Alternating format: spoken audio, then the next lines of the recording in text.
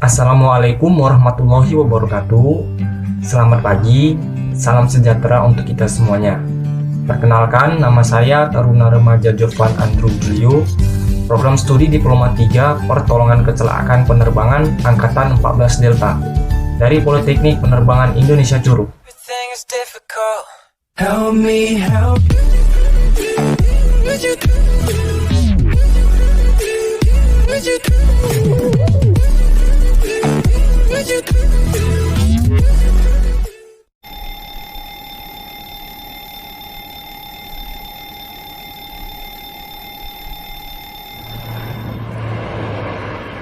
Baik teman-teman, pada kesempatan kali ini saya akan menjelaskan tentang pengetahuan dasar api dan proses pembakarannya. Nah, penting bagi kita teman-teman untuk mengetahui soal ini karena peristiwa kebakaran dapat terjadi setiap saat dan di mana saja. Sehingga diperlukan kewaspadaan dan kesiagaan secara penuh bagi kita agar selalu siap melaksanakan tugas pemadaman kebakaran. Untuk melaksanakan pemadaman api, diperlukan suatu perhitungan yang matang agar tindakan-tindakan yang kita lakukan itu akan terarah, tepat, dan hasilnya dapat memuaskan. Dapat memuaskan dalam hal ini adalah apinya bisa kita padamkan.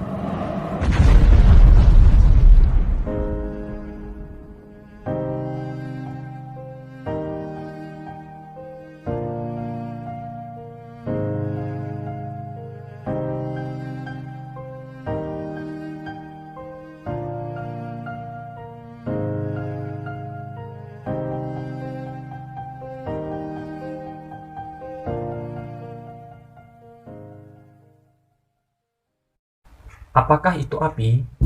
Api merupakan suatu proses kimia, yaitu proses oksidasi cepat yang menghasilkan asap, panas, dan juga cahaya. Kemudian, apakah itu kebakaran? Kebakaran merupakan api yang tidak dikehendaki dan tidak dapat dikendalikan dan dapat menimbulkan kerugian baik harta, benda, maupun korban jiwa. Prinsip terjadinya api. Api merupakan suatu perwujudan dari peristiwa atau reaksi kimia antara bahan bakar, oksigen, dan sumber panas atau sumber nyala dalam perbandingan tertentu. Nah, jadi kalau dari salah satu ketiga unsur itu kita hilangkan, maka api tidak akan terbentuk. Hal inilah yang dinamakan segitiga api atau triangle fire. Tahapan terjadinya nyala api. Yang pertama, vaporization. Vaporization merupakan reaksi nyala api akan terjadi dalam bentuk partikel atau uap. Besaran temperatur yang dibutuhkan disebut flash point. Yang kedua, uap bahan bakar akan dapat terbakar di atmosfer apabila konsentrasi tepat dalam batas tertentu. Batasan konsentrasi partikel atau uap di udara disebut Klemengerl range. Sampai kondisi ini belum terjadi reaksi oksidasi. Reaksi oksidasi akan terjadi apabila ada sumber pemicu dan akan terjadi nyala api sekejap. Yang ketiga, yaitu rantai reaksi. Rantai reaksi akan berlangsung terus-menerus apabila terjadi siklus panas sehingga laju penguapan tidak terputus. Nah, selanjutnya ada sifat-sifat fisik api. Yang pertama yaitu flash point atau titik nyala. Flash point atau titik nyala merupakan suatu temperatur terendah ketika suatu bahan bakar telah menguap dan bila diberi sumber nyala maka akan terbakar sebentar lalu padam kembali. Selanjutnya ada fire point atau titik bakar. Fire point atau titik bakar ini yaitu temperatur terendah ketika suatu bahan bakar telah menguap dengan jumlah yang memadai dan bila diberi sumber nyala maka akan terbakar terus sampai bahan bakarnya habis. Kemudian yang ketiga ada ignition temperatur atau suhu penyalaan sendiri. Merupakan temperatur terendah ketika suatu bahan bakar telah menguap dengan jumlah yang memadai dan tanpa diberi sumber nyala, maka bahan bakar tersebut akan terbakar dengan sendirinya. Kemudian ada ledakan atau eksplosif. Nah, dari ketiga sifat tadi, finalnya itu ada di ledakan. Ledakan ini merupakan proses energi atau kejadian yang menimbulkan atau menghasilkan tenaga. Contohnya seperti terbakarnya tempat penimbunan bahan bakar, terbakarnya ruangan tertutup rapat, dan lain-lain.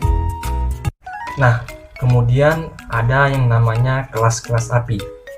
Kelas-kelas api ditentukan atas dasar jenis benda atau bahan yang terbakar. Yang pertama itu ada kelas A, yaitu benda padat selain metal atau logam, yaitu benda-bendanya seperti kayu, batu bara, arang, kertas, karet, dan lain-lain. Jika terbakar, dia memiliki ciri seperti abu ataupun juga arang.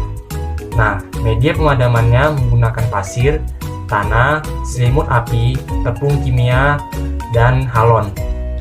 Kemudian untuk api kelas B itu merupakan bahan bakar cair atau gas. Contohnya seperti premium kerosene, solar, oli, LPG, LNG. Dan jika terbakar, dia memiliki ciri seperti mengalir dan biasanya tidak bercampur dengan air.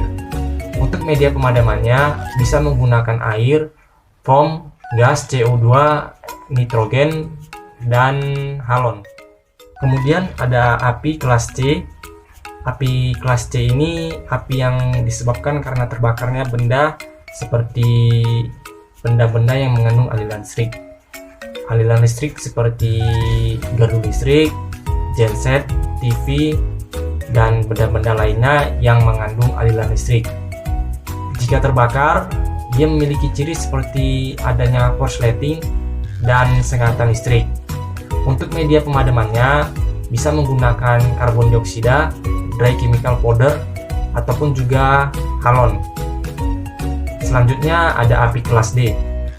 Api kelas D ini terbentuk karena adanya bahan yang terbakar seperti benda-benda logam ataupun metal, seperti magnesium, aluminium, titanium, besi, uranium, ataupun sodium.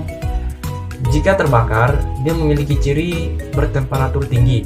Untuk media pemadamannya, kita bisa menggunakan combustible metal. Nah, kemudian ada juga api kelas K.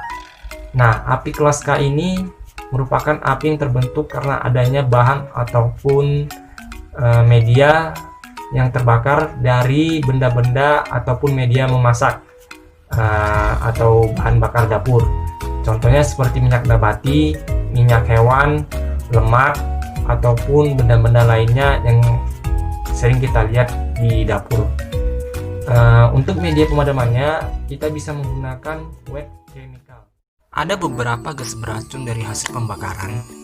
Jika gas ini kita hirup, maka ini akan berdampak buruk bagi kesehatan kita.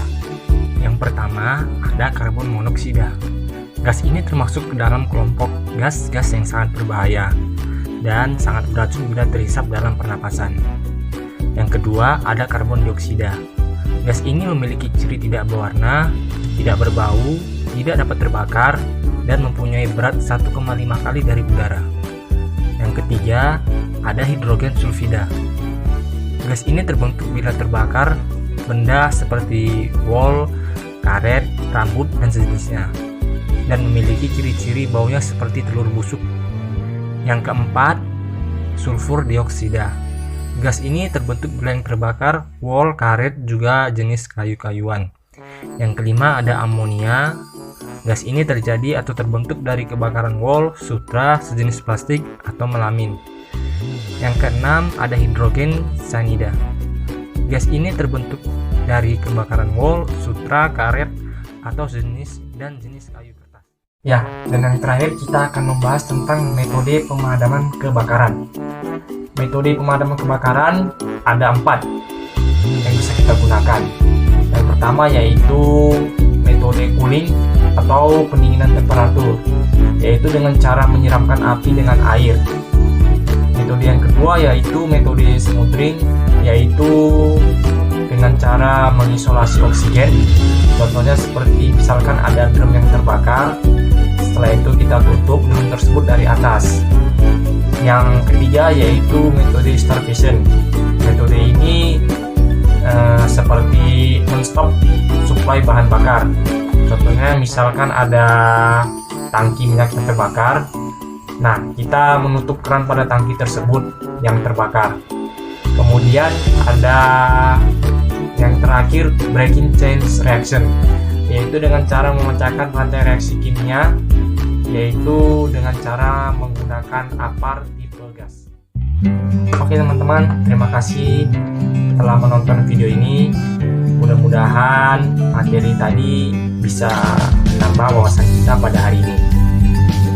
Jangan lupa like dan subscribe video ini. Terima kasih.